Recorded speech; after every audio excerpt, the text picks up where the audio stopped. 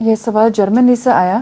وہ پوچھتی ہے کہ کہتے ہیں کہ شروع سے جب بچہ ابھی ماں کے پیٹ میں بھی ہے وہ ماں باپ کی عادتوں کو پہچان لیتا ہے اور نوٹس کرتا ہے، تو پھر بھی بچے جب ہو جاتے ہیں تو پھر کیوں اتنی مختلف طریقے سے ان کی اپنی عادتیں ہوتی ہیں؟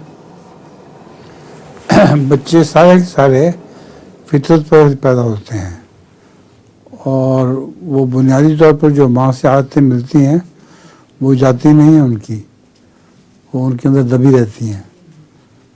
بڑے ہونے کے بعد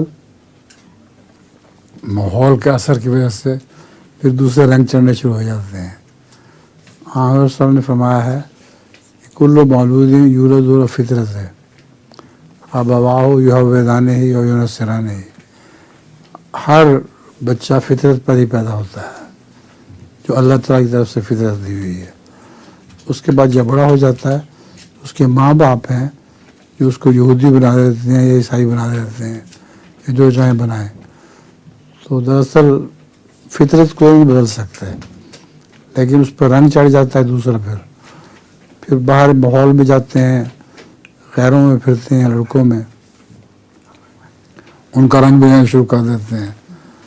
تو اثرات بہت ہیں انسان کے اوپر، ان اثرات میں لپٹا ہوا وہ کچھ سے کچھ بنتا چلا جاتا ہے.